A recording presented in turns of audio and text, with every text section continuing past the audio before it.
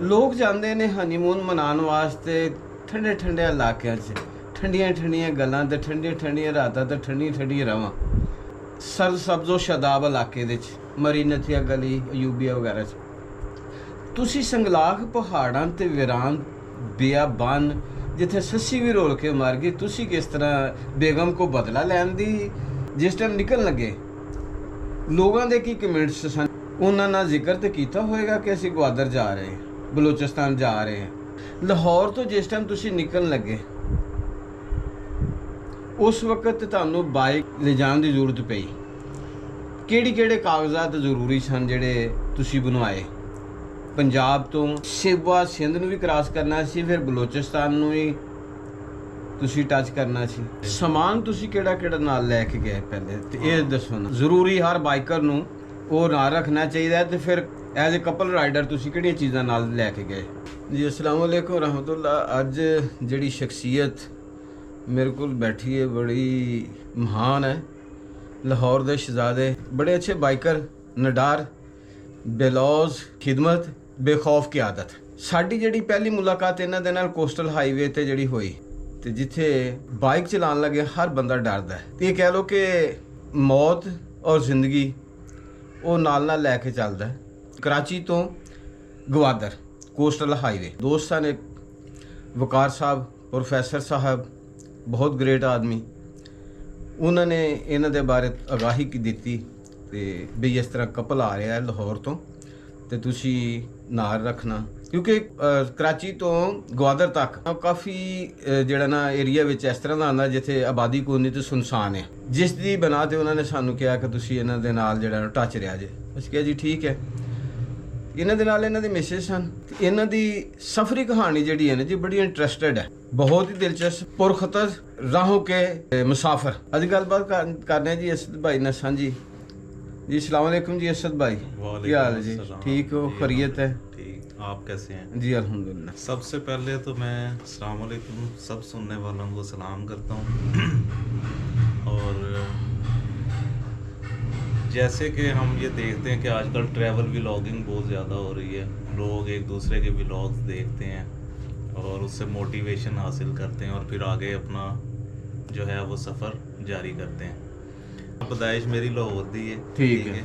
मेरे दादा परदादा ਜਿਹੜੇ ਸਾਨੂੰ ਇੰਡੀਆ ਹੁਸ਼ਿਆਰਪੁਰ ਤੋਂ ਹਿਜਰਤ ਕਰਕੇ ਆਏ ਜਦੋਂ ਪਾਕਿਸਤਾਨ ਬਣਿਆ ਜੀ ਹੋ ਗਿਆ, ਆ ਕੇ ਮਜ਼ਾਂਗ 'ਚ ਇਹਨਾਂ ਨੇ ਰਹਾਇਸ਼ ਇਖਤਿਆਰ ਕੀਤੀ। ਪੇਸ਼ੇ ਦੇ ਲਿਹਾਜ਼ ਨਾਲ ਮੈਂ ਇੰਜੀਨੀਅਰ ਹਾਂ, ਸੌਫਟਵੇਅਰ ਇੰਜੀਨੀਅਰ। ਮਾਸ਼ਾ ਤੇ ਹੁਣ ਆਨੇ ਆ ਉਸ ਸਾਈਡ ਤੇ ਕਿ ਕਿਸ ਤਰ੍ਹਾਂ ਮੋਟੀਵੇਸ਼ਨ ਮਿਲੀ ਗਵਾਦਰ ਜਾਣ ਦੀ ਜੀ। ਤੇ ਅਸੀਂ ਵਲੌਗਸ ਵਗੈਰਾ ਦੇਖਦੇ ਰਹਿੰਦੇ ਸੀ, ਮੈਂ ਤੇ ਮੇਰੀ ਵਾਈਫ ਨਾ ਡੇਲੀ ਰਾਤ ਨੂੰ ਕੁਝ ਟਾਈਮ ਕੱਢ ਕੇ ਨਾ ਕਿ ਕਿੱਥੇ ਕਿੱਥੇ ਲੋਕ ਜਾ ਰਹੇ ਨੇ, ਕੀ ਟ੍ਰੈਂਡ ਚੱਲ ਰਿਹਾ ਹੈ, ਕੀ ਲੋਕ ਜਾਂਦੇ ਨੇ ਹਨੀਮੂਨ ਮਨਾਉਣ ਵਾਸਤੇ ਠੰਡੇ ਠੰਡੇ ਇਲਾਕਿਆਂ 'ਚ, ਠੰਡੀਆਂ ਠੰਡੀਆਂ ਗੱਲਾਂ ਤੇ ਠੰਡੀਆਂ ਠੰਡੀਆਂ ਰਾਤਾਂ ਤੇ ਠੰਡੀਆਂ ਠੰਡੀਆਂ ਰਾਵਾਂ, ਸਰ ਸਬਜ਼ੋ ਸ਼ਦਾਬ ਇਲਾਕੇ ਦੇ 'ਚ, ਮਰੀ ਨਥੀਆ ਗਲੀ, ਅਯੂਬੀਆ ਵਗੈਰਾ 'ਚ। ਤੁਸੀਂ ਸੰਗਲਾਖ ਪਹਾੜਾਂ ਤੇ ਵੀਰਾਨ ਬਿਆਬਾਨ ਜਿੱਥੇ ਸੱਸੀ ਵੀ ਰੋਲ ਕੇ ਮਰ ਗਈ, ਤੁਸੀਂ ਕਿਸ ਤਰ੍ਹਾਂ ਬੇਗਮ ਕੋ ਬਦਲਾ ਲੈਣ ਦੀ? ਲੋ ਜੀ, ਤੁਸੀਂ ਇਹ ਦੇਖੋ ਕਿ ਸਾਰੀ ਜ਼ਿੰਦਗੀ ਲੋਕ ਇਹੀ ਕਹਿੰਦੇ ਨੇ ਅਸੀਂ ਪਹਾੜਾਂ ਤੇ ਜਾਣਾ ਹੈ, ਮਰੀ ਜਾਣਾ ਹੈ, ਕਜ਼ਾਨ ਜਾਣਾ ਹੈ, ਤੇ ਇਹ ਚੀਜ਼ਾਂ ਅਸੀਂ ਮਲਟੀਪਲ ਟਾਈਮ ਦੇਖ ਚੁੱਕੇ ਸੀ। ਠੀਕ ਹੈ। ਜੈਸੇ ਕਿ ਪਾਕਿਸਤਾਨ ਦਾ ਹਰ ਸ਼ਹਿਰ ਜਿਹੜਾ ਖੂਬਸੂਰਤ ਹੈ, ਬਿਲਕੁਲ ਹਰ ਸਹੀ। ਸ਼ਹਿਰ ਦੀ ਆਪਣੀ ਖੂਬਸੂਰਤੀ ਹੈ। ਤੁਸੀਂ ਕਿਸੇ ਛੋਟੇ ਜਿਹੇ ਪਿੰਡ ਵੀ ਜਾਂਦੇ ਹੋ, ਉਹ ਵੀ ਬੜਾ ਖੂਬਸੂਰਤ ਹੈ ਆਪਣੇ ਲਿਹਾਜ਼ ਨਾਲ। ਤੁਸੀਂ ਕਿਸੇ ਵੱਡੇ ਸ਼ਹਿਰ ਜਿਸ ਤਰ੍ਹਾਂ ਕਰਾਚੀ, ਉੱਥੇ ਜਾਂਦੇ ਹੋ, ਉਹਦੀ ਇੱਕ ਅਲੱਗ ਖੂਬਸੂਰਤੀ ਹੈ। ਤੇ ਐਸੇ ਚੀਜ਼ ਨੂੰ ਦੇਖਦੇ ਹੋਏ ਅਸੀਂ ਇਹ ਪਲਾਨ ਕੀਤਾ ਕਿ ਕਿਉਂ ਨਾ ਦੂਸਰੇ ਸ਼ਹਿਰ ਜਿਹੜੇ ਨੇ ਉਹਨਾਂ ਨੂੰ ਵੀ ਐਕਸਪਲੋਰ ਕੀਤਾ ਜਾਏ, ਦੂਸਰੇ ਸੂਬੇ ਜਿਹੜੇ ਨੇ ਪੰਜਾਬ ਚੋਂ ਨਿਕਲ ਕੇ ਉਹਨਾਂ ਨੂੰ ਵੀ ਐਕਸਪਲੋਰ ਕਰੀਏ, ਉਹਨਾਂ ਦੀ ਖੂਬਸੂਰਤੀ ਵੀ ਦੇਖੀਏ, ਉਹਨਾਂ ਦੇ ਲੋਕਾਂ ਨੂੰ ਮਿਲੀਏ ਕਿ ਉਹ ਕੈਸੇ ਨੇ, ਤੇ ਫਿਰ ਪਤਾ ਲੱਗੇਗਾ ਸਾਨੂੰ ਵੀ ਤੇ ਅਸੀਂ ਦੁਨੀਆ ਨੂੰ ਵੀ ਦੱਸ ਸਕਾਂਗੇ ਕਿ ਵੀ ਉਹ ਲੋਕ ਕਿਸ ਤਰ੍ਹਾਂ ਦੇ ਨੇ, ਕਿੰਨੇ ਮਹਿਮਾਨ ਨਵਾਜ਼ ਨੇ। ਤੇ ਇਹੀ ਚੀਜ਼ ਸੋਚ ਕੇ ਅਸੀਂ ਫਿਰ ਮਰੀ ਜਾਂ ਨਥੀਆ ਗਲੀ ਇੱਧਰ ਉੱਧਰ ਦਾ ਪਲਾਨ ਨਹੀਂ ਕੀਤਾ। ਅਸੀਂ ਇੱਕ ਟੂਰ ਡਿਸਾਈਡ ਕੀਤਾ ਕਿ ਅਸੀਂ ਕਰਾਚੀ ਜਾਵਾਂਗੇ ਬਾਈ ਟ੍ਰੇਨ, ਠੀਕ ਹੈ, ਨਾਲ ਆਪਣੀ ਬਾਈਕ ਰੱਖਾਂਗੇ ਤੇ ਕੋਸਟਲ ਹਾਈਵੇ ਤੇ ਅਸੀਂ ਟਰੈਵਲ ਕਰਕੇ ਗਵਾਦਰ ਜਾਵਾਂਗੇ ਕਰਾਚੀ ਤੋਂ। ਠੀਕ ਹੋ ਗਿਆ, ਜਿਹਦਾ ਫਾਸਲਾ ਤਕਰੀਬਨ 800 ਕਿਲੋਮੀਟਰ ਬਣਦਾ ਹੈ, 750 ਤੋਂ 800 ਕਿਲੋਮੀਟਰ। ਲਾਹੌਰ ਤੋਂ ਜਿਸ ਟਾਈਮ ਤੁਸੀਂ ਨਿਕਲਣ ਲੱਗੇ ਉਸ ਵਕਤ ਤੁਹਾਨੂੰ ਬਾਈਕ ਲਿਜਾਣ ਦੀ ਜ਼ਰੂਰਤ ਪਈ। ਕਿਹੜੇ ਕਾਗਜ਼ਾਤ ਜ਼ਰੂਰੀ ਸਨ ਜਿਹੜੇ ਤੁਸੀਂ ਬਣਵਾਏ? ਪੰਜਾਬ ਤੋਂ ਸਿਵਾ ਸਿੰਧ ਨੂੰ ਵੀ ਕ੍ਰਾਸ ਕਰਨਾ ਸੀ, ਫਿਰ ਬਲੋਚਿਸਤਾਨ ਨੂੰ ਵੀ ਤੁਸੀਂ ਟੱਚ ਕਰਨਾ ਸੀ। ਹਾਂਜੀ, ਅੱਛਾ, ਇਹ ਬੜਾ ਅੱਛਾ ਤੁਸੀਂ ਸਵਾਲ ਕੀਤਾ ਤਾਂ ਕਿ ਜੀ। ਨੌਜਵਾਨ ਜਿਹੜੇ ਨੇ ਉਹਨਾਂ ਨੂੰ ਇਨਫੋਰਮੇਸ਼ਨ ਮਿਲ ਸਕੇ। ਜਦੋਂ ਬਾਈਕ ਤੁਸੀਂ ਵਿਦਿਨ ਦਾ ਪ੍ਰੋਵਿੰਸ ਜਾਂ ਸੂਬੇ ਦੇ ਵਿੱਚ ਮੂਵ ਕਰਨੀ ਹੁੰਦੀ ਨਾ ਟ੍ਰੇਨ ਦੇ ਉੱਤੇ, ਜੀ ਜੀ ਤੁਹਾਨੂੰ ਕਿਸੇ ਲੈਟਰ ਕਿਸੇ ਚੀਜ਼ ਦੀ ਜ਼ਰੂਰਤ ਨਹੀਂ ਹੁੰਦੀ। ਜਸਟ ਤੁਹਾਨੂੰ ਮੋਟਰਸਾਈਕਲ ਦੇ ਕਾਗਜ਼ ਚਾਹੀਦੇ ਹੁੰਦੇ ਨੇ, ਉਹਨਾਂ ਦੀ ਫੋਟੋਕਾਪੀ, ਤੇ ਉਹ ਮੋਟਰਸਾਈਕਲ ਤੁਹਾਡੇ ਨਾਂ ਤੇ ਹੋਣੀ ਚਾਹੀਦੀ। ਜੀ ਕਿਸੇ ਹੋਰ ਦੇ ਨਾਂ ਦੀ ਮੋਟਰਸਾਈਕਲ ਤੁਸੀਂ ਕ੍ਰਾਸ ਦੂਸਰੇ ਸੂਬੇ ਦੇ ਟ੍ਰੇਨ ਤੇ ਰੱਖ ਕੇ ਨਹੀਂ ਲਿਜਾ ਸਕਦੇ, ਆ ਉਹਨਾਂ ਦੀ ਪਾਲਿਸੀ ਹੈ। ਤੇ ਜੇ ਤੁਸੀਂ ਅਕ੍ਰੋਸ ਦਾ ਪ੍ਰੋਵਿੰਸ ਜਾਣਾ ਹੈ, ਕਿਸੇ ਦੂਸਰੇ ਸੂਬੇ ਬਾਈਕ ਰੱਖ ਕੇ ਲੈ ਜਾਣੀ ਹੈ, ਉਹਦੇ ਲਈ ਤੁਹਾਨੂੰ ਜਿਹੜਾ ਨਾ NOC ਚਾਹੀਦਾ ਹੁੰਦਾ। ਜੀ ਠੀਕ ਹੈ, NOC ਮਹਿਕਮਾ ਐਕਸਾਈਜ਼ ਵਾਲੇ ਜਿਹੜਾ ਨਾ ਤੁਹਾਨੂੰ ਲੈਟਰ ਇੱਕ ਦਿੰਦੇ ਨੇ, ਇੱਕ ਇਜਾਜ਼ਤਨਾਮਾ ਹੁੰਦਾ, ਉਹ ਤੁਸੀਂ ਰੱਖਦੇ ਹੋ ਨਾਲ ਆਪਣੇ, ਉਹ ਜਮ੍ਹਾਂ ਕਰਵਾਉਂਦੇ ਹੋ ਤੁਸੀਂ ਰੇਲਵੇ ਸਟੇਸ਼ਨ ਤੇ ਜਿੱਥੋਂ ਲੋਡ ਕਰਵਾਉਣੀ ਮੋਟਰਸਾਈਕਲ, ਤੇ ਫਿਰ ਤੁਹਾਡੀ ਮੋਟਰਸਾਈਕਲ ਨੂੰ ਲੋਡ ਕਰਦੇ ਨੇ ਤੇ ਕਰਾਚੀ ਜਾ ਕੇ ਜਾਂ ਜਿੱਥੇ ਵੀ ਤੁਸੀਂ ਜਾਣਾ ਉੱਥੇ ਜਾ ਕੇ ਤੁਸੀਂ ਉਹ ਅਨਲੋਡ ਕਰਕੇ ਤੇ ਬਾਈਕ ਲੈ ਜਾਣ ਦਾ ਸਾਡਾ ਮਕਸਦ ਇਹ ਸੀ ਕਿ ਚਲੋ ਅਸੀਂ ਕਰਾਚੀ ਵੀ ਈਜ਼ੀਲੀ ਫਿਰ ਲਾਂਗੇ, ਉਬਰਾਂ ਤੇ ਸਾਨੂੰ ਧੱਕੇ ਨਹੀਂ ਖਾਣੇ ਪੈਣਗੇ ਇੱਧਰ ਉੱਧਰ। ਜੀ ਜੀ ਕਿਉਂਕਿ ਕਰਾਚੀ ਮੈਂ ਪਹਿਲੇ ਵੀ ਗਿਆ ਵਾਂ, ਉੱਥੇ ਟ੍ਰੈਫਿਕ ਦਾ ਬੜਾ ਮਸਲਾ ਹੈ। ਠੀਕ ਹੈ, ਤੇ ਉਬਰ ਦਾ ਵੀ ਕਾਸਟਲੀ ਪੈ ਜਾਂਦਾ ਹੈ, ਤੇ ਬਾਈਕ ਸਾਨੂੰ ਫਿਜ਼ੀਬਲ ਲੱਗਾ ਕਿ 4000 ਜਾਣ ਤੇ ਲੱਗਣਾ ਹੈ, 4000 ਉਹਦਾ ਆਉਣ ਤੇ ਲੱਗਣਾ ਹੈ, ਟੋਟਲ 8000 ਚ ਬਾਈਕ ਪਹੁੰਚ ਜਾਣੀ ਹੈ, ਤੇ ਜਿੱਥੇ ਮਰਜ਼ੀ ਉੱਥੇ ਅਸੀਂ ਫਿਰਦੇ ਰਹਾਂਗੇ ਈਜ਼ੀਲੀ। ਇਸ ਲਈ ਅਸੀਂ ਬਾਈਕ ਤੇ ਉੱਥੇ ਰੱਖ ਕੇ ਤੇ ਲੈ ਗਏ। ਸਮਾਨ ਤੁਸੀਂ ਕਿਹੜਾ ਕਿਹੜਾ ਨਾਲ ਲੈ ਕੇ ਗਏ ਪਹਿਲੇ, ਤੇ ਇਹ ਦੱਸੋ ਨਾ। ਜ਼ਰੂਰੀ ਹਰ ਬਾਈਕਰ ਨੂੰ ਉਹ ਨਾਲ ਰੱਖਣਾ ਚਾਹੀਦਾ ਹੈ। ਐਜ਼ ਅ ਕਪਲ ਰਾਈਡਰ ਤੁਸੀਂ ਕਿਹੜੀਆਂ ਚੀਜ਼ਾਂ ਨਾਲ ਲੈ ਕੇ ਗਏ? ਅੱਛਾ, ਕੈਂਪਿੰਗ ਦਾ ਤੇ ਮੈਨੂੰ ਸ਼ੌਕ ਹੈ ਬਚਪਨ ਤੋਂ, ਮੈਂ ਕੈਂਪਿੰਗ ਵਗੈਰਾ ਕਰਦਾ ਰਿਹਾ ਦੋਸਤਾਂ ਦੇ ਨਾਲ ਇੱਧਰ ਉੱਧਰ, ਕਦੀ ਇੱਧਰ ਕਲਰ ਘਾਟ ਚਲੇ ਗਏ, ਕਦੀ ਨਥੀਆ ਗਲੀ ਚਲੇ ਗਏ, ਕਦੀ ਕਿਤੇ। ਉਹ ਸਮਾਨ ਤੇ ਮੇਰੇ ਕੋਲ ਕੈਂਪਿੰਗ ਵਾਲਾ ਸਾਰਾ ਸੀ। ਕੈਂਪਿੰਗ ਸਟੋਵ ਹੁੰਦੇ ਨੇ, ਛੋਟੇ ਬਰਤਨ ਹੁੰਦੇ ਨੇ ਕੁਕਿੰਗ ਵਾਲੇ, ਕਿ ਕੁਝ ਤੁਸੀਂ ਹਲਕਾ ਫੁਲਕਾ ਪਕਾਉਣਾ ਹੈ ਉਹ ਤੁਸੀਂ ਪਕਾ ਲਓ। ਇਹ ਚੀਜ਼ਾਂ ਅਸੀਂ ਆਪਣੇ, ਇੱਕ ਬਾਕਸ ਮਿਲਦਾ ਬਾਈਕ ਦੇ ਪਿੱਛੇ, ਟੇਲ ਬਾਕਸ ਜਿਹਨੂੰ ਕਹਿੰਦੇ ਜੀ ਜੀ, ਇਹ ਸਾਰੀਆਂ ਚੀਜ਼ਾਂ ਅਸੀਂ ਉਹਦੇ ਵਿੱਚ ਰੱਖੀਆਂ ਹੋਈਆਂ ਸੀ ਆਪਣੀਆਂ। ਅੱਛਾ, ਨਾਲ ਇੱਕ ਪੈਂਚਰ ਕਿਟ ਵੀ ਰੱਖੀ ਸੀ ਕਿ ਬਾਈਕ ਦਵਾਉਣ ਵਾਸਤੇ ਜੇ ਪੈਂਚਰ ਹੁੰਦੀ ਹੈ ਤੇ ਅਸੀਂ ਉਹਨੂੰ ਰੈਡੀ ਕਰ ਸਕੀਏ ਦੁਬਾਰਾ ਤੋਂ ਟਰੈਵਲ ਵਾਸਤੇ। ਪੰਕਚਰ ਲਵਾਉਣ ਦੀ ਤੁਸੀਂ ਟ੍ਰੇਨਿੰਗ ਕਿੱਥੋਂ ਲਈ ਸੀ? ਨਹੀਂ, ਪੰਕਚਰ ਦੀ ਕਿਟ ਤੇ ਮੈਂ ਰੱਖੀ ਸੀ, ਲੇਕਿਨ ਪੰਕਚਰ ਮੇਰੇ ਕੋਲੋਂ ਲੱਗਾ ਨਹੀਂ ਤੇ ਨਾ ਹੀ ਮੈਂ ਟ੍ਰੇਨਿੰਗ ਲਈ ਹੈ। ਬਲਕਿ ਮੇਰੀ ਵਾਪਸੀ ਆਉਂਦੇ ਆ ਕੁੰਡ ਮਲੀਰ ਦੇ ਕੋਲ ਪੈਂਚਰ ਹੋਈ ਬਾਈਕ। ਠੀਕ ਹੈ, ਮੈਂ ਕੋਸ਼ਿਸ਼ ਕੀਤੀ ਲੇਕਿਨ ਉਹ ਟਾਇਰ ਨਹੀਂ ਉਤਰਿਆ ਮੇਰੇ ਕੋਲੋਂ। ਠੀਕ। ਫਿਰ ਉੱਥੇ ਨਾ ਮੈਨੂੰ ਇੱਕ ਨੰਬਰ ਦੂਰ ਆਰਮੀ ਦਾ ਨੰਬਰ ਲਿਖਿਆ ਸੀ ਕਿ ਹੈਲਪ ਕੀ ਸੂਰਤ ਮੇਂ ਇਸ ਪੇ ਕਾਲ ਕरें, ਨਾਲ ਥੱਲੇ ਇੱਕ ਨੰਬਰ ਸੀ ਆਰਮੀ ਦਾ। ਉਹਦੇ ਤੇ ਮੈਂ ਕਾਲ ਕੀਤੀ, ਮੈਂ ਕਿਹਾ ਚਲੋ ਦੇਖਦੇ ਆ ਕੈਸੀ ਸਰਵਿਸ ਹੈ ਇੱਥੇ, ਕਿ ਹੈਲਪ ਆਉਂਦੀ ਹੈ ਜਾਂ ਨਹੀਂ ਆਉਂਦੀ। ਮੈਂ ਫਿਰ ਫੋਨ ਕਰਕੇ ਉਹਨਾਂ ਨੂੰ ਦੱਸਿਆ ਕਿ ਅੱਜ ਮੈਂ ਆਪਣੀ ਵਾਈਫ ਨਾਲ ਆਇਆ ਹਾਂ ਤੇ ਬਾਈਕ ਪੰਕਚਰ ਹੋ ਗਈ, ਮੇਰੇ ਕੋਲ ਕਿਟ ਮੌਜੂਦ ਹੈ ਲੇਕਿਨ ਮੇਰੇ ਕੋਲੋਂ ਪੰਕਚਰ ਨਹੀਂ ਲੱਗ ਰਿਹਾ। ਤੇ ਤੁਸੀਂ ਯਕੀਨ ਮੰਨੋ ਮੈਂ ਹੈਰਾਨ ਹੋ ਗਿਆ ਵਾਂ ਕਿ ਐਸੇ ਇਲਾਕੇ ਦੇ ਵਿੱਚ ਉਹਨਾਂ ਦੀ 10 ਮਿੰਟ ਦੇ ਵਿੱਚ ਉਹਨਾਂ ਦਾ ਇੱਕ ਵੀਗੋ ਟਾਈਪ ਡਾਲਾ ਨਹੀਂ ਹੁੰਦਾ, ਉਹ ਮੇਰੇ ਕੋਲ ਆ ਕੇ ਤੇ ਉਹਨਾਂ ਨੇ ਮੇਰੇ ਕੋਲੋਂ ਲੋਕੇਸ਼ਨ ਪੁੱਛੀ, ਤੁਸੀਂ ਕਿਹੜੀ ਜਗ੍ਹਾ ਤੇ ਹੋ? ਤੇ ਮੈਨੂੰ ਨਾ ਬੋਰਡ ਇੱਕ ਉੱਥੇ ਨਜ਼ਰ ਆ ਰਿਹਾ ਸੀ, ਉਹਦੇ ਤੇ ਲਿਖਿਆ ਸੀ ਕੁੰਡ ਮਲੀਰ 3 ਕਿਲੋਮੀਟਰ। ਠੀਕ। ਮੈਂ ਉਹਨਾਂ ਨੂੰ ਦੱਸਿਆ ਕਿ ਜੀ ਇਹ ਕੁੰਡ ਮਲੀਰ 3 ਕਿਲੋਮੀਟਰ ਦਾ ਬੋਰਡ ਨਜ਼ਰ ਆ ਰਿਹਾ, ਇੱਥੇ ਅਸੀਂ ਖੜੇ ਹਾਂ। ਤੇ ਉਹਨਾਂ ਨੇ ਪੰਚਰ ਵਾਲੇ ਬੰਦੇ ਨੂੰ ਨਾਲ ਬਿਠਾਇਆ ਤੇ ਉਹ ਗੱਡੀ ਲੈ ਕੇ ਤੇ ਸਾਡੇ ਕੋਲ ਆ ਗਏ। ਸਹੀ। ਕਰਾਚੀ ਤੋਂ ਫਿਰ ਗਵਾਦਰ ਦਾ ਜਿਹੜਾ ਸਫ਼ਰ ਜਿਸ ਟਾਈਮ ਨਿਕਲਣ ਲੱਗੇ, ਲੋਕਾਂ ਦੇ ਕੀ ਕਮੈਂਟਸ ਸਨ? ਉਹਨਾਂ ਨਾਲ ਜ਼ਿਕਰ ਤੇ ਕੀਤਾ ਹੋਏਗਾ ਕਿ ਅਸੀਂ ਗਵਾਦਰ ਜਾ ਰਹੇ ਹਾਂ, ਬਲੋਚਿਸਤਾਨ ਜਾ ਰਹੇ ਹਾਂ। ਅਸੀਂ ਲਾਹੌਰ ਜਿਹਨੂੰ ਵੀ ਦੱਸਦੇ ਸੀ ਨਾ ਕਿ ਅਸੀਂ ਗਵਾਦਰ ਜਾ ਰਹੇ ਹਾਂ ਬਲੋਚਿਸਤਾਨ ਵਾਲੀ ਸਾਈਡ ਤੇ ਉਹ ਸਾਨੂੰ ਮਨਾ ਕਰਦੇ ਸੀ ਕਿ ਵੀ ਉੱਥੇ ਨਾ ਜਾਓ, ਉੱਥੇ ਖਤਰਾ ਹੈ। ਬਲੋਚ ਜਿਹੜੇ ਨੇ ਜਾਂ ਦੂਸਰੇ ਕੌਮ ਪ੍ਰਸਤ ਹੁੰਦੇ ਨੇ ਤੇ ਉਹ ਆਪਣੇ ਇਲਾਕੇ 'ਚ ਕਿਸੇ ਨੂੰ ਬਰਦਾਸ਼ਤ ਨਹੀਂ ਕਰਦੇ, ਖਾਸ ਤੌਰ ਤੇ ਪੰਜਾਬੀ ਨੂੰ। ਅਸੀਂ ਸੁਣਦੇ ਰਹੇ ਤੇ ਲੋਕਾਂ ਕੋਲੋਂ, ਲੇਕਿਨ ਅਸੀਂ ਕਿਉਂਕਿ ਵਲੌਗ ਦੇਖੇ ਸੀ ਕਾਫੀ ਸਾਰੇ ਜਿਹਨਾਂ ਲੋਕਾਂ ਨੇ ਟਰੈਵਲ ਕੀਤਾ ਹੋਇਆ ਸੀ, ਤੇ ਉਹ ਚੀਜ਼ਾਂ ਸਾਡੇ ਮਾਈਂਡ 'ਚ ਸੀ ਕਿ ਯਾਰ ਨਹੀਂ, ਬਿਲਕੁਲ ਹਰ ਬੰਦਾ ਗਲਤ ਨਹੀਂ ਹੁੰਦਾ। ਗਲਤ ਲੋਕ ਇੱਥੇ ਪੰਜਾਬ 'ਚ ਵੀ ਨੇ, ਸਿੰਧ 'ਚ ਵੀ ਨੇ, ਹਰ ਜਗ੍ਹਾ ਤੇ ਹੁੰਦੇ ਨੇ, ਕਿਤੇ ਵੀ ਕੁਝ ਵੀ ਹੋ ਸਕਦਾ। ਠੀਕ ਹੈ, ਲਾਹੌਰ 'ਚ ਵੀ ਕਿਸੇ ਵੀ ਟਾਈਮ ਕੋਈ ਵੀ ਖੁਦਾਨਾ ਹਾਸਤਾ, ਕੋਈ ਬੁਰਾ ਕੰਮ ਹੋ ਸਕਦਾ ਹੈ। ਤੇ ਲਿਹਾਜ਼ਾ ਇੰਜ ਨਹੀਂ ਸੋਚਣਾ ਚਾਹੀਦਾ ਕਿ ਪੂਰੀ ਕੌਮ ਨੂੰ ਨਹੀਂ ਟਾਰਗੇਟ ਕਰਨਾ ਚਾਹੀਦਾ ਕਿ ਪੂਰੀ ਕੌਮ ਜਿਹੜੀ ਹੈ ਉਹ ਖਰਾਬ ਹੈ, ਤੇ ਜਾ ਕੇ ਦੇਖਣਾ ਚਾਹੀਦਾ। ਤੇ ਇਸ ਲਈ ਫਿਰ ਅਸੀਂ ਜਿਹੜਾ ਨਾ ਇਹ ਲੋਕਾਂ ਦੀਆਂ ਗੱਲਾਂ ਨੂੰ ਸਾਈਡ ਤੇ ਕੀਤਾ ਕਿ ਨਹੀਂ ਯਾਰ ਚਲੋ ਅੱਲਾ ਮਾਲਕ ਹੈ ਤੇ ਨਿਕਲਨੇ ਆ, ਦੇਖਦੇ ਆ ਕੀ ਬਣਦਾ। ਲੋਕਾਂ ਦੇ ਖਦਸ਼ਾਤ ਜਿਹੜੇ ਸਨ, ਅਬਹਾਮ ਉਹ ਸਾਰਿਆਂ ਨੂੰ ਰੱਦ ਕੀਤਾ। ਅੱਲਾ ਸੋਨੇ ਤੇ ਤਵੱਕਲ ਕੀਤਾ ਬਿਲਕੁਲ ਤੇ ਬਲੋਚਾਂ ਨੂੰ ਆਪਣਾ ਮੁਸਲਮਾਨ ਭਾਈ ਸਮਝਿਆ। ਬਿਲਕੁਲ ਸਮਝਿਆ। ਉਹੀ ਚੀਜ਼ ਤੁਹਾਡੇ ਦਿਲ 'ਚ ਆਈ ਤੇ ਤੁਸੀਂ ਆਪਣੇ ਸਫ਼ਰ ਨੂੰ ਜਿਹੜਾ ਨਾ ਉਹ ਜਾਰੀ ਕਰ ਦਿਓ। ਬਿਲਕੁਲ ਹਾਂਜੀ ਹਾਂਜੀ। ਹਾਂਜੀ। ਕਰਾਚੀ ਤੋਂ ਜਿਸ ਟਾਈਮ ਤੁਸੀਂ ਚੱਲੇ, ਤੁਹਾਡਾ ਪਹਿਲਾ ਸਟੇ ਕਿੱਥੇ ਹੋਇਆ? ਕਰਾਚੀ ਤੋਂ ਜਦੋਂ ਅਸੀਂ ਨਿਕਲੇ ਆ ਨਾ, ਤੇ ਸਾਨੂੰ ਸਾਡੇ ਇੱਕ ਅੰਕਲ ਜਿਹੜੇ ਬਲੋਚਿਸਤਾਨ 'ਚ ਉਹਨਾਂ ਨੇ ਨਾ ਡਿਊਟੀ ਕੀਤੀ ਹੋਈ ਸੀ 에ਅਰ ਫੋਰਸ ਦੀ, ਠੀਕ ਹੋ ਗਿਆ, ਉਹਨਾਂ ਨੇ ਸਾਨੂੰ ਨਾ ਗਾਈਡ ਕਰਤਾ ਅੱਛਾ ਜੀ। ਕਿ ਤੁਸੀਂ ਇੱਥੋਂ ਕਰਾਚੀ ਤੋਂ ਜਦੋਂ ਨਿਕਲੋਗੇ ਨਾ ਤੇ ਪਹਿਲਾ ਪੁਆਇੰਟ ਉੱਥੇ ਬਾਬੇ ਬਲੋਚਿਸਤਾਨ ਆਏਗਾ, ਜੀ ਬਿਲਕੁਲ ਆਉਂਦਾ। ਉਹਨੂੰ ਤੁਸੀਂ ਕ੍ਰਾਸ ਕਰੋਗੇ ਤੇ ਅੱਗੇ ਇੱਕ ਵਿੰਦਰ ਇਲਾਕਾ ਆਏਗਾ, ਬਿਲਕੁਲ ਸ਼ਹਿਰ ਆਉਂਦਾ। ਆਏਗਾ। ਹਾਂਜੀ ਵਿੰਦਰ ਸ਼ਹਿਰ ਆਉਂਦਾ। ਉਹ ਜਿਹੜਾ ਸ਼ਹਿਰ ਹੈ ਨਾ, ਉਹ ਆਖਰੀ ਸ਼ਹਿਰ ਹੈ ਕਿ ਜਿੱਥੇ ਆਬਾਦੀ ਜ਼ਿਆਦਾ ਹੈ। ਉਸ ਹਾਂਜੀ। ਤੋਂ ਬਾਅਦ ਅੱਗੇ ਸੁਨਸਾਨ ਇਲਾਕਾ ਸ਼ੁਰੂ ਹੋ ਜਾਂਦਾ। ਅਸੀਂ ਵਿੰਦਰ ਨਾਸ਼ਤਾ ਕੀਤਾ ਸੀ। ਅਸੀਂ ਵੀ ਵਿੰਦਰ ਹੀ ਨਾਸ਼ਤਾ ਅੱਛਾ। ਕੀਤਾ ਸੀ। ਅਸੀਂ ਤੁਹਾਨੂੰ ਦੇਖਿਆ ਸੀ। ਸਾਨੂੰ ਤੁਸੀਂ ਕਿੱਥੇ ਦੇਖਿਆ?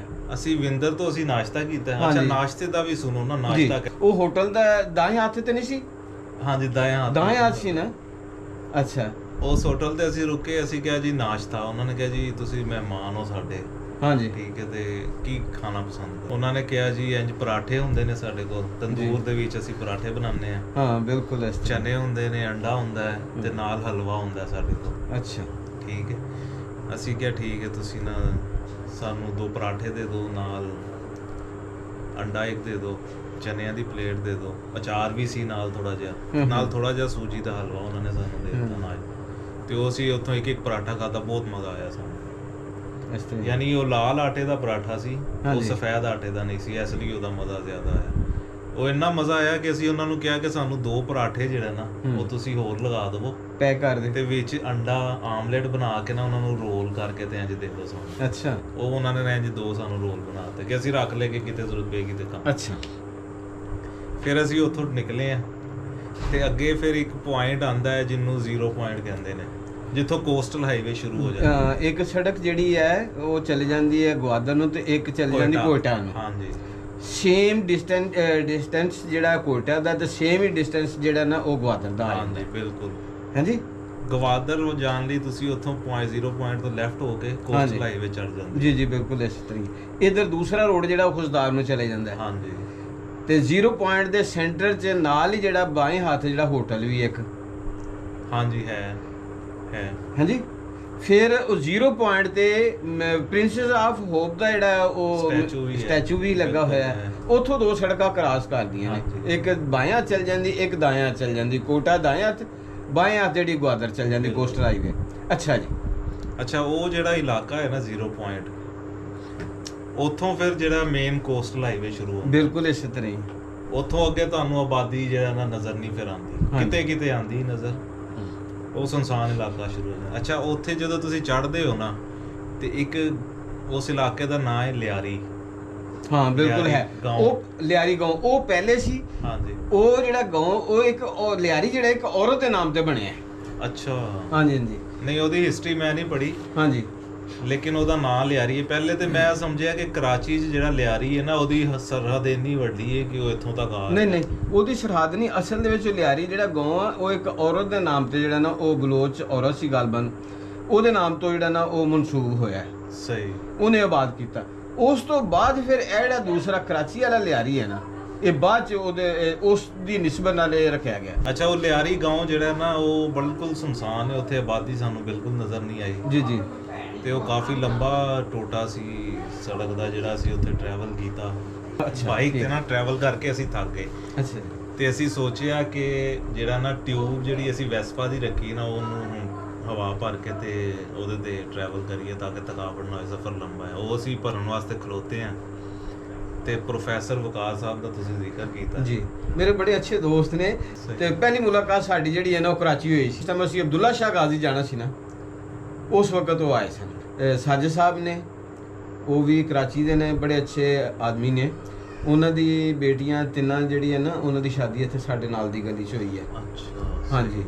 ਇੱਕ ਅਕਬਰ ਭਾਈ ਨੇ, ਅਕਬਰ ਪਾਕਿਸਤਾਨੀ ਨਾਮ ਤੋਂ ਮਸ਼ਹੂਰ ਹੈ। ਮੈਂ ਤਾਂ ਕਹਿੰਦਾ ਉਹ ਯਾਰ ਉਸ ਬੰਦੇ ਨੇ ਦਿਲਾਂ ਤੇ ਰਾਜ ਕੀਤਾ ਹੈ। ਕਿਸੇ ਵੀ ਕਰਾਚੀ ਦੇ ਕਿਸੇ ਵੀ ਏਰੀਆ ਤੇ ਚਲ ਜਾਓ ਨਾ, ਟਰਾਂਸਪੋਰਟ, ਮੈਂ ਕਹਾਂਗਾ ਸ਼ਾਇਦ ਟਰਾਂਸਪੋਰਟਰ ਤੇ ਜ਼ਿਆਦਾ ਉਹਦਾ ਅਸਰ ਡਾਊਨ ਹੈ, ਡਾਊਨ ਪੂਰਾ। ਬੜਾ ਗ੍ਰੇਟ ਆਦਮੀ ਹੈ। ਇਹ 3 ਬੰਦੇ ਸਾਡੇ ਰਾਬਤੇ ਸਨ।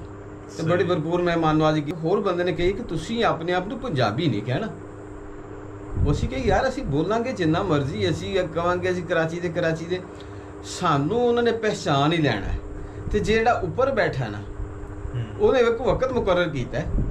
ਬਿਲਕੁਲ, ਜਿਹੜਾ ਉੱਪਰ ਬੈਠਾ ਉਹਨੇ ਵਕਤ ਮੁਕਰਰ ਕੀਤਾ ਹੈ। ਤੇ ਜੇ ਅਗਰ 47 ਦੀ ਵੰਡ ਦੀ ਅਗਰ ਸਾਹਮਣੇ ਦੇਖੀਏ ਨਾ ਜੀ, ਬਚਾਉਣ ਵਾਲੇ ਵੀ ਮੁਸਲਮਾਨ ਸਨ ਤੇ ਮਾਰਨ ਵਾਲੇ ਵੀ ਮੁਸਲਮਾਨ ਸਨ। ਬਿਲਕੁਲ ਇਸੇ ਤਰ੍ਹਾਂ ਹੀ ਇੰਡੀਆ ਦੇ ਵਿੱਚ ਬਚਾਉਣ ਵਾਲੇ ਵੀ ਸਿੱਖ ਸਨ, ਮਾਰਨ ਵਾਲੇ ਵੀ ਸਿੱਖ ਸਨ। ਇੱਜ਼ਤਾਂ ਦੇ ਮੁਹਾਫਿਜ਼ ਵੀ ਸਿੱਖ ਸਨ ਤੇ ਇੱਜ਼ਤਾਂ ਦੇ ਲੁਟੇਰੇ ਵੀ ਸਿੱਖ ਸਨ। ਇਸੇ ਤਰ੍ਹਾਂ ਇੱਧਰ ਲਹਿੰਦੇ ਪੰਜਾਬ 'ਚ ਪਾਕਿਸਤਾਨ ਦੇ ਵਿੱਚ ਇੱਜ਼ਤਾਂ ਦੇ ਮੁਹਾਫਿਜ਼ ਵੀ ਮੁਸਲਮਾਨ ਸਨ ਤੇ ਇੱਜ਼ਤਾਂ ਦੇ ਲੁਟੇਰੇ ਵੀ ਮੁਸਲਮਾਨ ਸਨ। ਬਿਲਕੁਲ ਬਿਲਕੁਲ।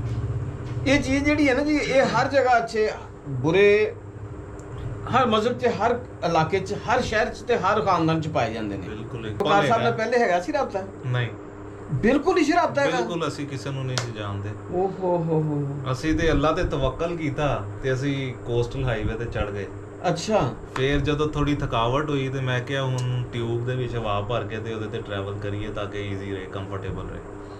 ਉੱਥੇ ਰੁਕ ਕੇ ਮੈਂ ਹਵਾ ਭਰ ਰਿਹਾ ਸੀ ਤੇ ਵਕਾਰ ਸਾਹਿਬ ਕੋਲੋਂ ਲੰਘੇ, ਨਾਲ ਇਹਨਾਂ ਦੇ ਕੋਲ ਬੰਦਾ ਸੀ ਨਾਲ ਬੈਠਾ। ਵਾਪਸ ਆ ਰਹੇ ਸਨ? ਇਹ ਪਹਿਲੇ ਤੇ ਲੰਘ ਗਏ ਨੇ। ਅੱਛਾ, ਅੱਗੇ ਜਾ ਰਹੇ। ਠੀਕ ਹੈ। ਫਿਰ ਇਹ ਅੱਗੋਂ ਇਹਨਾਂ ਨੇ ਦੇਖ ਲਿਆ ਸੀ ਸਾਨੂੰ। ਫਿਰ ਅੱਗੇ ਬ੍ਰੇਕ ਲਾ ਕੇ ਥੋੜਾ ਜਿਹਾ, ਕਿਉਂਕਿ ਬ੍ਰੇਕ ਜਦੋਂ ਲਾਉਂਦੇ ਹੋ ਤੁਸੀਂ ਥੋੜਾ ਜਿਹਾ ਟਰੈਵਲ ਕਰ ਜਾਂਦੀ ਮੋਟਰਸਾਈਕਲ। ਜੀ। ਫਿਰ ਇਹਨਾਂ ਨੇ ਉੱਥੋਂ ਮੋੜ ਕੇ ਵਾਪਸ ਲਿਆਂਦੀ ਤੇ ਲਿਆ ਕੇ ਇਹਨਾਂ ਨੇ ਪੁੱਛਿਆ, ਹਾਂਜੀ ਆਪ ਕਿੱਧਰ ਸੇ ਆਏ हैं, किधर जा रहे हैं? मैं कहा जी हम कराची से आए हैं और हम गवादर वाली साइड पे ना घूमने फिरने जा रहे हैं। तो इन्होंने फिर बड़े प्यार नाल सानू किया कि कोई हेल्प चाहिए तो बताएं, मैं हवा भर दूँ आपकी ट्यूब में। मैं कहा नहीं, ज़रूरत नहीं है, हम कर लेंगे। तो इन्होंने ना साढ़े चेहरे तो अंदाज़ा लाया कि यह कुछ परेशान ने, टेंशन च ने या डरे हुए ने। तो उन्होंने सानू फिर थोड़ा मोटिवेट किया कि भी आप सेफ हैं बिल्कुल इस इलाके में, कोई डरने की ज़रूरत नहीं है। अच्छा, हम लोग भी इधर ट्रैवल कर रहे हैं तो आप लोग बेफिक्र होकर ट्रैवल करें। फिर खैर वो अगे निकल गए। जी जी। तो पिछों फिर 2-3 होर बाइकां वाले आए, ਤੁਹਾਡੇ ਗਰੁੱਪ ਦੇ ਹੀ ਸੀ। ਸਾਡੇ ਗਰੁੱਪ ਦੇ ਸੀ, ਬਿਲਕੁਲ ਇਸ ਤਰ੍ਹਾਂ ਹੀ। ਉਹ ਵੀ ਨਿਕਲ ਗਏ। ਫਿਰ ਅਸੀਂ ਜਿਹੜਾ ਨਾ ਦੁਬਾਰਾ ਸਫ਼ਰ ਸ਼ੁਰੂ ਕੀਤਾ ਆਪਣਾ। ਤੇ ਦੁਬਾਰਾ ਜਦੋਂ ਅਸੀਂ ਸਫ਼ਰ ਸ਼ੁਰੂ ਕੀਤਾ ਤੇ ਤਕਰੀਬਨ 100 ਕਿਲੋਮੀਟਰ ਅਸੀਂ ਕਵਰ ਕੀਤਾ ਹੋਣਾ। ਤੇ ਅੱਗੇ ਜਿੱਥੇ ਉਹ ਮਡ ਵੋਲਕੈਨੋ ਆਉਂਦਾ। ਜੀ ਜੀ। ਠੀਕ ਹੈ। ਉਸ ਤੋਂ ਕੋਈ ਮੇਰਾ ਖਿਆਲ ਹੈ ਕੋਈ 20 ਕਿਲੋਮੀਟਰ ਪਿੱਛੇ ਜਿਹੜਾ ਨਾ, ਜੀ ਜੀ, ਉੱਥੇ ਅਸੀਂ ਜਦੋਂ ਜਾ ਰਹੇ ਸੀ ਅਸੀਂ ਦੇਖਦੇ ਹਾਂ ਕਿ ਉੱਥੇ 15-20 ਮੋਟਰਸਾਈਕਲਾਂ ਵਾਲੇ ਖੜੇ ਨੇ। ਠੀਕ ਹੈ। ਅੱਛਾ, ਹੁਣ ਉਹ ਗੱਲ ਕਰ ਰਹੇ 15 ਮੋਟਰਸਾਈਕਲਾਂ ਵਾਲਿਆਂ ਦੀ। ਤਕਰੀਬਨ 10 ਤੋਂ 15 ਸਨ ਮੋਟਰਸਾਈਕਲ। ਹਾਂ, ਉਹ ਜਿਹੜੇ ਸਨ ਜੀ, ਉਹ ਉੱਥੇ ਲੱਗਦੀ ਰੇਸ। ਅੱਛਾ। ਹਾਂਜੀ। ਜਿਸ ਤਰ੍ਹਾਂ ਸਾਡੇ ਇੱਧਰ ਕੋਈ ਮੇਲਾ ਜਿਹਾ ਲੱਗਦਾ, ਮੇਲਾ ਟਾਈਪ, ਇਸ ਤਰ੍ਹਾਂ ਉੱਧਰ ਉਹ ਜਿਹੜਾ ਨਾ ਉਹ ਰੇਸ ਲਗਾਉਂਦੇ ਨੇ। ਉਹ ਲੜਕੇ ਰੇਸ ਤੋਂ ਆਏ ਸਨ। ਉਹ ਲੜਕਾ ਇੱਕ ਹੈਗਾ ਸੀ ਪਸਨੀ ਦਾ, ਉਹਨੇ 20,000 ਰੁਪਇਆ ਜਿੱਤਿਆ ਸੀ। ਅੱਛਾ ਅੱਛਾ। ਫਿਰ ਉਹਨੇ ਜਿਹੜਾ ਨਾ ਉਹ ਸਾਡੇ ਨਾਲ ਅੱਗੇ ਜਾ ਕੇ, ਫਿਰ ਅਸੀਂ ਖੜੇ ਆ ਵੈਸੇ ਆਰਾਮ ਕਰਨ ਵਾਸਤੇ ਨਾ, ਜ਼ਰਾ ਰਿਲੈਕਸ ਹੋਣ ਵਾਸਤੇ। ਅਸੀਂ ਰੋਡ ਤੇ ਖੜੇ ਆ ਤੇ ਉਧਰੋਂ ਪਿੱਛੋਂ ਉਹ ਆ ਰਹੇ ਸਨ। ਅਸੀਂ ਉਹਨਾਂ ਨੂੰ ਕਿਹਾ ਜੀ ਅਸੀਂ ਪੰਜਾਬ ਤੋਂ ਆਏ, ਲਾਹੌਰ ਤੋਂ। ਉਹ ਸਾਨੂੰ ਇੰਝ ਮਿਲੇ ਕਿ ਜਿਸ ਤਰ੍ਹਾਂ ਸਾਡੇ ਬਹੁਤ ਕਰੀਬੀ ਰਿਸ਼ਤੇਦਾਰ ਹੁੰਦੇ ਨੇ। ਫਿਰ ਅਸੀਂ ਕਿਹਾ ਯਾਰ ਤੁਹਾਡਾ ਜਿਹੜਾ ਨਾ ਇੱਥੋਂ ਦਾ ਉਹ ਡਾਂਸ, ਭੰਗੜਾ, ਪੰਜਾਬੀ 'ਚ ਅਸੀਂ ਭੰਗੜਾ ਕਹਿੰਦੇ, ਡਾਂਸ ਕਹਿ ਲਓ। ਫਿਰ ਅਸੀਂ ਕਿਹਾ ਉਹ ਪਾਓ। ਫਿਰ ਉਹਨਾਂ ਨੇ ਉਹ ਕਿਹੜਾ ਡਾਂਸ ਕੀਤਾ। ਫਿਰ ਅਸੀਂ ਵੀ ਨਾਲ ਜਿਹੜਾ ਨਾ ਸਾਡੇ ਜਿਹੜੇ ਗਰੁੱਪ ਦੇ ਸਨ ਲਾਹੌਰ ਤੋਂ ਜਿੰਨੇ ਵੀ ਗਏ, ਅਸੀਂ ਫਿਰ ਸਾਰਿਆਂ ਦੇ ਨਾਲ ਉਹਨਾਂ ਨੇ ਜਿਹੜਾ ਨਾ ਉਹ ਡਾਂਸ ਕੀਤਾ। ਫਿਰ ਸਾਰੇ ਸਾਨੂੰ ਕਹਿਣਗੇ ਸਾਡੇ ਕੋਲੋਂ ਰਾਤ ਸਾਡੇ ਕੋਲ ਸਟੇ ਕਰਨੀ। ਇੰਨੇ ਖੁਸ਼ ਦਿਲੀ ਨਾਲ ਮਿਲੇ, ਭੰਗੜਾ ਪਾਇਆ। ਫਿਰ ਸਾਨੂੰ ਆਪਣੇ ਨੰਬਰ ਦੇ ਕੇ ਗਏ। ਉਹਨਾਂ ਕਿਹਾ ਤੁਸੀਂ ਸਾਡੇ ਕੋਲ ਮਹਿਮਾਨ ਜੇ, ਇੱਥੇ ਤੁਸੀਂ ਸਾਡੇ ਕੋਲ ਸਟੇ ਕਰਨਾ। ਉਹ ਇਸ ਚੀਜ਼ ਤੇ ਫਖਰ ਕਰਦੇ ਨੇ ਕਿ ਕੋਈ ਮਹਿਮਾਨ ਜੇ ਉਹਨਾਂ ਦੇ ਕੋਲ ਆ ਜਾਂਦਾ। ਅੱਛਾ, ਤੁਹਾਨੂੰ ਮਿਲੇ ਲੜਕੇ? ਉਹੀ ਲੜਕੇ ਸਾਨੂੰ ਮਿਲੇ ਸਨ ਤੁਹਾਨੂੰ? ਲੇਕਿਨ ਅਸੀਂ ਰੁਕੇ ਨਹੀਂ, ਕਿਉਂਕਿ ਮੈਂ ਫੈਮਿਲੀ ਨਾਲ ਸੀ ਤੇ ਮੈਨੂੰ ਸੂਟੇਬਲ ਨਹੀਂ ਲੱਗਾ ਕਿ ਮੈਂ ਰੁਕ ਕੇ ਤੇ ਜਿਹੜਾ ਨਾ ਕੋਈ ਗੱਲਬਾਤ ਕਰਾਂ। ਅਸੀਂ ਖੈਰ ਉੱਥੋਂ ਜਾਰੀ ਰੱਖਿਆ ਆਪਣਾ ਸਫ਼ਰ ਨਾ। ਅੱਛਾ ਜੀ। ਤੇ ਥੋੜਾ ਅੱਗੇ ਜਦੋਂ ਅਸੀਂ ਆਏ ਆ ਤੇ ਫਿਰ ਤੁਹਾਡੇ ਨਾਲ ਮੁਲਾਕਾਤ ਹੋ ਗਈ ਉੱਥੇ। ਤੁਸੀਂ ਸਾਰੇ ਖੜੇ ਸੀ, ਤੁਸੀਂ ਇੰਜ ਹੱਥ ਦਾ ਇਸ਼ਾਰਾ ਕੀਤਾ ਤੇ ਅਸੀਂ ਰੁਕ ਗਏ। ਹਾਂਜੀ ਹਾਂਜੀ। ਕਿਉਂਕਿ ਮੈਂ ਦੇਖ ਕੇ ਮੈਂ ਸਮਝ ਗਿਆ ਸੀ ਕਿ ਉਹ ਪ੍ਰੋਫੈਸਰ ਵਕਾਰ ਸਾਹਿਬ ਨੇ ਸਾਨੂੰ ਕਾਲ ਕੀਤੀ ਸੀ ਤੇ ਨਾਲ ਹੋਰ ਵੀ ਜਿਹੜਾ ਨਾ ਲੋਕ ਨੇ। ਮੈਂ ਕਿਹਾ ਉਹਨਾਂ ਦਾ ਹੀ ਗਰੁੱਪ ਹੈ ਤੇ ਇਹ ਸੇਫ ਹੀ ਹੈ, ਕੋਈ ਮਸਲੇ ਵਾਲੀ ਗੱਲ ਨਹੀਂ। ਪੜ੍ਹੇ ਲਿਖੇ ਲੋਕ ਨੇ, ਮਾਸ਼ਾਅੱਲਾ ਬਾਸ਼ਊਰ ਲੋਕ ਨੇ ਸਾਰੇ। ਤੇ ਅਸੀਂ ਫਿਰ ਉੱਥੇ ਰੁਕ ਕੇ ਤੇ ਤੁਹਾਡੇ ਨਾਲ ਗੱਲਬਾਤ ਕੀਤੀ। ਉੱਥੇ ਇੰਟਰੋਡਕਸ਼ਨ ਹੋਇਆ। ਹਾਂਜੀ ਹਾਂਜੀ। ਤੁਹਾਡੇ ਨਾਲ ਵੀ ਹੋਇਆ। ਫਿਰ ਕਈ ਹੋਰ ਦੋਸਤ ਹੈਗੇ ਸੀ, ਆਸਿਫ ਭਾਈ ਸੀ, ਆਸਫ ਭਾਈ ਸੀ, ਰਜ਼ਾ ਮੁਹੰਮਦ ਭਾਈ ਸੀ, ਹੁਸੈਨ ਮੁਹੰਮਦ ਭਾਈ ਸੀ। ਹੁਸੈਨ ਸੀ, ਫਿਰ ਮਾਜਿਦ ਸਾਹਿਬ ਸਨ। ਅੱਛੇ ਸਾਨੂੰ ਕੋਈ 50 ਕਿਲੋਮੀਟਰ ਕੋਈ ਬੰਦਾ ਨਹੀਂ ਨਜ਼ਰ ਆਇਆ ਉਸ ਸੜਕ ਦੇ ਉੱਤੇ, ਜੀ, ਜੀ। ਸੁਨਸਾਨ ਸੀ ਬਿਲਕੁਲ। ਬਿਲਕੁਲ ਇਸ ਤਰ੍ਹਾਂ ਹੀ। ਤੁਸੀਂ ਜਦੋਂ ਸਾਰੇ ਮਿਲ ਗਏ, ਇੱਕ ਮਜ਼ਾਕ ਹੌਸਲਾ ਦਾ ਹੋ ਬੰਦਾ ਗਿਆ। ਮਿਲ ਗਿਆ, ਸਾਨੂੰ ਹੌਸਲਾ ਹੋ ਗਿਆ ਕਿ ਯਾਰ ਚਲੋ ਘਰ ਸੜਕ ਤੇ ਦਾ ਹੋਰ ਵੀ ਕੋਈ ਹੈ। ਹਾਂਜੀ ਤੇ ਫਿਰ ਅਸੀਂ ਜ਼ਰਾ ਬੇਫਿਕਰ ਹੋ ਗਏ। ਜੀ ਜੀ ਫਿਰ ਉਥੋਂ ਤੁਸੀਂ ਸਾਨੂੰ ਫਿਰ ਇਹ ਵੀ ਕਿਹਾ ਕਿ ਤੁਸੀਂ ਨਿਕਲੋ ਤੇ ਅਸੀਂ 15 ਮਿੰਟ ਬਾਅਦ ਪਿੱਛੋਂ ਆਵਾਂਗੇ, ਹਾਂਜੀ ਤਾਂ ਕਿ ਉਹ ਇੱਕ ਆਸਰਾ ਰਹੇਗਾ ਤੁਹਾਨੂੰ ਵੀ ਹਾਂਜੀ। ਕਿ ਅਸੀਂ ਪਿੱਛੇ ਜਿਹੜਾ ਨਾ ਆ ਰਹੇ। ਜੀ ਜੀ ਬਿਲਕੁਲ। ਅਸੀਂ ਫਿਰ ਨਿਕਲ ਗਏ ਸੀ ਅੱਗੇ ਹਾਂਜੀ। ਤੇ ਤੁਸੀਂ ਤਕਰੀਬਨ 15 ਮਿੰਟ ਬਾਅਦ ਉੱਥੋਂ ਰਵਾਨਾ ਹੋਏ ਸੀ। ਹਾਂਜੀ ਤੇ ਫਿਰ ਖੈਰ ਰਾਬਤੇ 'ਚ ਰਹੇ ਸੀ ਅਸੀਂ ਸਾਰੇ। ਤੁਹਾਡੇ ਗਰੁੱਪ 'ਚੋਂ ਕਈ ਲੋਕ ਸਾਨੂੰ ਫੋਨ ਕਰਦੇ ਰਹੇ, ਪੁੱਛਦੇ ਰਹੇ ਮੈਸੇਜ ਕਰਕੇ ਕਿ ਵੀ ਆਪ ਲੋग ਸੇਫ ਹੋ, ਕੋਈ ਮਸਲਾ, ਕੋਈ ਜ਼ਰੂਰਤ ਕਿਸੇ ਚੀਜ਼ ਦੀ। ਫਿਰ ਅੱਗੇ ਦੁਬਾਰਾ ਸਾਡੀ ਮੁਲਾਕਾਤ ਹੋਈ ਸੀ ਜਿੱਥੇ ਅਸੀਂ ਮੁੜਨਾ ਸੀ ਮਡ ਵੋਲਕੈਨੋ ਦੇਖਣ ਲਈ।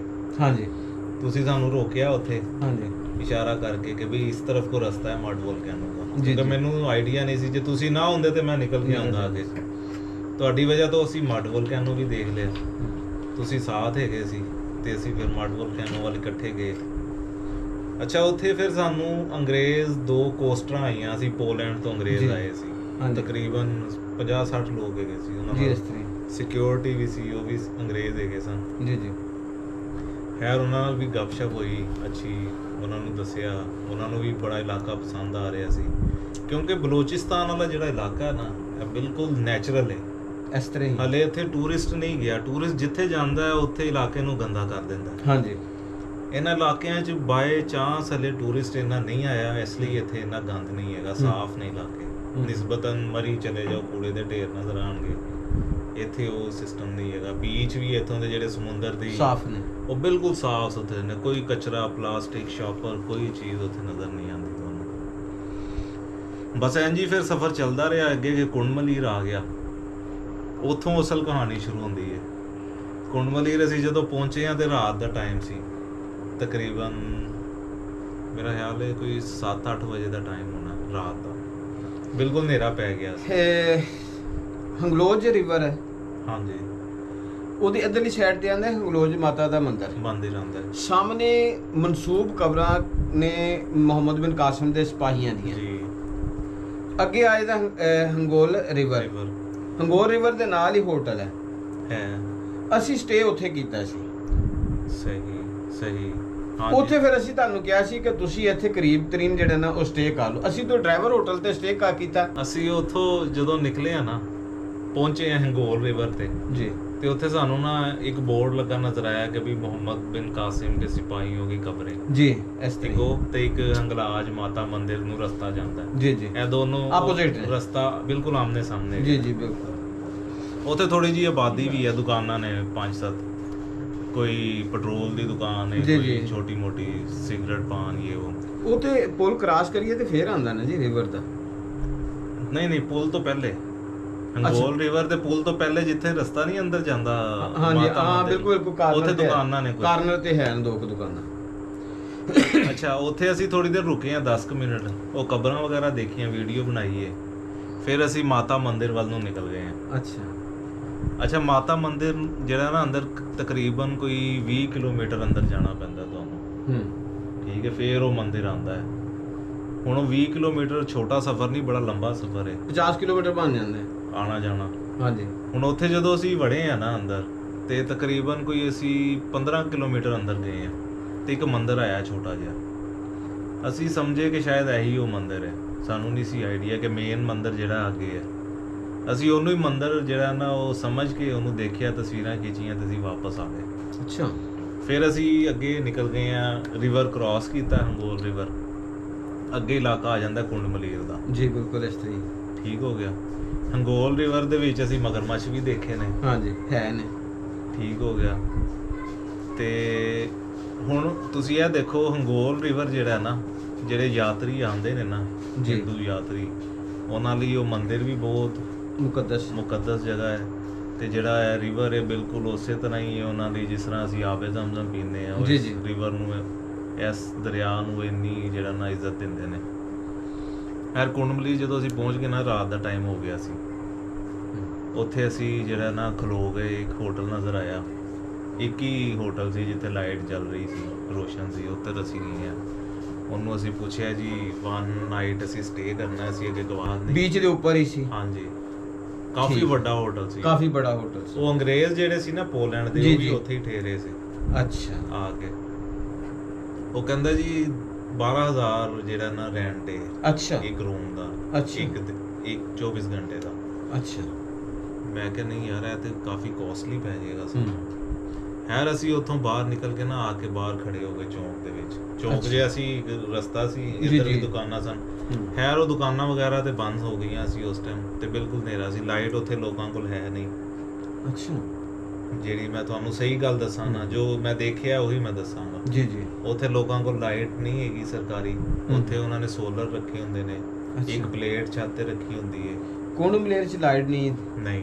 ਅਸੀਂ ਕੁੰਡ ਮਲੇਰ ਸਿਟੀ ਤੋਂ ਸਾਈਡ ਤੇ ਸਟੇ ਕੀਤਾ ਸੀ, ਇਸ ਵਾਸਤੇ ਸਾਨੂੰ ਆਈਡੀਆ ਕੋਈ ਨਹੀਂ। ਸਹੀ। ਤੇ ਲਾਈਟ ਉੱਥੇ ਨਹੀਂ ਹੈ, ਗੈਸ ਅੱਛਾ। ਵੀ ਉੱਥੇ ਨਹੀਂ ਹੈ, ਪਾਣੀ ਗੈਸ ਵੀ ਨਹੀਂ ਉੱਥੇ ਹੈ। ਕੋਈ ਨਹੀਂ? ਨਹੀਂ। ਸ਼ਹਿਰ ਹੈ, ਹਾਂਜੀ ਸਦੀਆਂ ਤੋਂ ਬਾਅਦ ਸ਼ਹਿਰ ਹੈ, ਹਾਂਜੀ। ਨਾ ਗੈਸ ਹੈ, ਨਾ ਪਾਣੀ ਹੈ, ਨਾ ਬਿਜਲੀ ਹੈ। ਨਹੀਂ ਹੈ।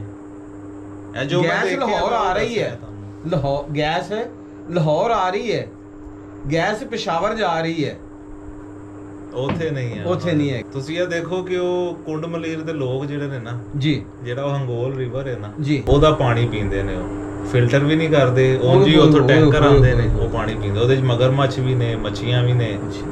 ਫਿਰ ਜੰਗਲੀ ਹੋਰ ਵੀ ਜਾਨਵਰ, ਦਰਿੰਦੇ ਵਗੈਰਾ ਜਿਹੜੇ ਨੇ ਉਹ ਪਾਣੀ ਪੀਂਦੇ ਨੇ ਉਹ ਰਿਵਰ ਤੋਂ। ਉਹ ਵਾਲਾ ਪਾਣੀ ਪੀਂਦੇ ਨੇ ਹੂੰ। ਉੱਥੋਂ ਦੇ ਲੋਕ। ਟੈਂਕਰ ਉਹ ਭਰਵਾ ਕੇ ਲਿਆ ਕੇ ਤੇ ਟੈਂਕੀਆਂ ਭਰਦੇ ਨੇ ਆਪਣੀ। ਅੱਛਾ, ਉੱਥੇ ਨਾ ਇਹ ਸਿਚੁਏਸ਼ਨ ਸੀ, ਬਿਲਕੁਲ ਹਨੇਰਾ ਸੀ ਜੀ। ਕੋਈ ਲਾਈਟ, ਕੋਈ ਕੁਛ ਨਹੀਂ, ਜਿਸ ਤਰ੍ਹਾਂ ਮੈਂ ਤੁਹਾਨੂੰ ਦੱਸਿਆ। ਅਸੀਂ ਉੱਥੇ ਖੜੇ ਹੋ ਗਏ ਤੇ ਇੱਕ ਮੁੰਡਾ ਲੰਘਦਾ ਜਾ ਰਿਹਾ ਸੀ, ਯੰਗ ਜਿਹਾ, ਕੋਈ 15-18 ਸਾਲ ਦਾ ਹੋਣਾ, 18 ਅੱਛਾ। ਸਾਲ। मैं उन्होंने बुलाया, मैं कहा भाई बात सुनना, इधर कोई होटल है सस्ता कोई रहने के लिए? उन्होंने कहा जी होटल तो वो एक ही है वहाँ पे, वो बड़ा जो लाइट जिधर जल रही है, वही जिन्हें सानू 12,000 रेंट। जी जी। मैं कहा नहीं यार, वो तो महंगा है, तो यहाँ पे कोई और नहीं है, कोई मुनासिब, कोई हल्का फुल्का? तो उन्हें फिर ना सानू पूछे आप कहाँ से आए हैं? मैं कहा जी अच्छा। हम कराची से आए हैं, क्योंकि सानू लोगों ने डराया कि पंजाब का नाम नहीं लेना उत्थे। अच्छा। ਅਸੀਂ ਕਿਹਾ ਜੀ हम कराची से आए हैं। अच्छा। वो कहता जी अच्छा फैमिली के साथ हैं तो आप हमारे मेहमान हैं, आपको होटल में हम क्यों ठहराएं, आप अच्छा। हमारे घर में ठहरे। वो बलोच कहने लगा? हाँ जी। वो मैं क्या कि नहीं यार कोई मसला नहीं, हम होटल आप बता दो तो हम उधर ना स्टे कर लेंगे। तो वो कहता नहीं जी आप मेहमान हैं, मेहमान को हम होटल में स्टे नहीं कराते, हम मेहमान की जो है ना वो खुद खातर तवाज़े करते हैं। कहता आप रुकें तो मैं ना अभी घर से होके आता हूँ। वो खैर घर गया अपने, जाके उन्हें ना फैमिली ना जिक्र किया होना, फैमिली ਨੂੰ ਦੱਸਿਆ कि इंज ना मियाँ बीवी मेहमान जो है ना वो घूमने फिरने आए हैं, ग्वादर जाना है उन्होंने, तो उनको रहाइश के लिए कोई करना है उनके लिए ना सिस्टम। तो खैर ਉਹਦੀ ਵੀ ਸ਼ਾਦੀ ਹੋਈ ਸੀ, ਕੋਈ ਥੋੜੀ ਦੇਰੀ ਹੋਈ ਸੀ, ਕੋਈ 4 ਮਹੀਨੇ। ਤੇ ਉਹ ਚਾਦਰਾਂ ਵਗੈਰਾ, ਗੱਦੇ ਨਵੇਂ ਹੀ ਸਨ ਸਾਰੇ ਨਾ ਜਿਹੜੇ। ਤੇ ਉਹ ਫਿਰ ਉਹਨੇ ਆਪਣਾ ਕਮਰਾ ਖਾਲੀ ਕੀਤਾ, ਆਪਣੀ ਬੇਗਮ ਨੂੰ ਉਹਨੇ ਭੇਜਤਾ ਦਾਦੀ ਦੇ ਕਮਰੇ 'ਚ। ਅੱਛਾ। ਉਸ ਲੜਕੇ ਦਾ ਨਾਮ ਕੀ ਸੀ? ਉਹਦਾ ਨਾਮ ਸੀ ਜ਼ਰੀਬ। ਜ਼ਰੀਬ? ਹਾਂਜੀ। ਅੱਛਾ। ਉਹ ਬਲੋਚ ਕੌਮ ਹੈਗੀ, ਇੱਕ ਡਗਾਰ ਜ਼ਈ। ਡਗਾਰ ਜ਼ਈ? ਡਗਾਰ ਜ਼ਈ। ਅੱਛਾ। ਉਹ ਉਹਨਾਂ ਦੀ ਉਹ ਹੈਗੀ ਸੀ ਕੌਮ। ਅੱਛਾ। ਬਲੋਚਾਂ ਦੀ। ਅੱਛਾ। ਕਿਉਂਕਿ ਉਹਨਾਂ ਦੇ ਨਾਂ ਦੇ ਨਾਲ ਨਾ ਡਗਾਰ ਜ਼ਈ ਲੱਗਦਾ ਸੀ। ਠੀਕ। ਮੈਂ ਉਹਨਾਂ ਨੂੰ ਪੁੱਛਿਆ ਵੀ ਹੈ ਕਿ ਇਹਦਾ ਮਤਲਬ ਹੈ, ਕਹਿੰਦੇ ਇਹ ਸਾਡੀ ਜ਼ਾਤ ਹੈ। ਅੱਛਾ। ਜਿਸ ਤਰ੍ਹਾਂ ਪੰਜਾਬੀਆਂ 'ਚ ਜੱਟ ਹੁੰਦੇ ਨੇ, ਗੁੱਜਰ ਹੁੰਦੇ ਨੇ, ਇੰਜ। ਖੈਰ ਉਹ ਫਿਰ ਅਸੀਂ ਨਾ ਪਹਿਲੇ ਤੇ ਡਰੇ ਕਿ ਨਹੀਂ ਯਾਰ ਪਤਾ ਨਹੀਂ ਕੌਣ ਨੇ ਤੇ ਕੌਣ ਨਹੀਂ, ਕਿਉਂਕਿ ਬਲੋਚਾਂ ਦਾ ਇੱਕ ਸਾਡਾ ਇਮੇਜ ਬਣਿਆ ਹੈ ਕਿ ਪਤਾ ਨਹੀਂ ਬੜੇ ਖਤਰਨਾਕ ਲੋਕ ਨੇ, ਜੀ ਜੀ, ਪੰਜਾਬੀਆਂ ਨਾਲ ਨਫ਼ਰਤ ਕਰਦੇ ਨੇ। ਜੀ ਜੀ, ਦੱਸਿਆ ਗਿਆ ਹੈ, ਦੱਸਿਆ ਗਿਆ ਹੈ, ਲੇਕਿਨ ਐਸਾ ਹੈ ਕੁਝ ਨਹੀਂ। ਐਸਾ ਹੈ ਨਹੀਂ। ਖੈਰ ਉਹ ਫਿਰ ਅਸੀਂ ਨਾ ਡਰਦੇ ਰਹੇ। ਉਹ ਆ ਗਿਆ ਥੋੜੀ ਦੇਰ बाद, ਸਾਨੂੰ ਉਹਨੇ ਲੱਭਿਆ, कहता कि आ जाए, मैंने ना आपके लिए अपना घर खाली करवाया है, तो आप स्टे करें, जितने दिन मर्जी आप स्टे करें, कोई मसले वाली बात नहीं। खैर असी अल्लाह का नाम लिया, आयतल कुरसी पढ़ी तो टुर पे ਉਹਦੇ ਨਾਲ। ਉਹਦੇ ਘਰ पहुँच गए, जाके उन्होंने बड़ी मिलनसारी की, पानी वानी ये वो, पूरा पिंड ਉਹਨਾਂ ਦਾ ਜਿਹੜਾ ਸਾਨੂੰ ਮਿਲਣ ਆਇਆ। ਅੱਛਾ। ਮਹਿਮਾਨ ਆ ਗਏ ਨੇ ਸਰਦਾਰ ਦੇ ਘਰ, ਉਹਨਾਂ ਦਾ ਦਾਦਾ ਸਰਦਾਰ ਸੀ ਉਸ ਇਲਾਕੇ। ਅੱਛਾ। ਉਹ ਫਿਰ ਸਾਰਾ ਪਿੰਡ ਸਾਨੂੰ ਮਿਲਣ ਆਇਆ। ਅੱਛਾ, ਉਹ ਸਰਦਾਰ ਸਾਹਿਬ ਦਾ ਨਾਮ ਕੀ ਸੀ? ਉਹ ਮੀਰ ਅਬਦੁੱਲਾ ਡਗਾਰ ਜ਼ਈ। ਮੀਰ ਅਬਦੁੱਲਾ ਡਗਾਰਜ਼ਾਈ। ਹਾਂ। ਅੱਛਾ, ਇਹ ਗੋਂਡ ਮਲੇਰ ਦੇ ਸਰਦਾਰ ਨੇ। ਹਾਂਜੀ। ਅੱਛਾ, ਉੱਥੇ ਫਿਰ ਅਸੀਂ ਜਿਹੜਾ ਨਾ ਇਹ ਸਲੂਟ ਹੈ ਜੀ।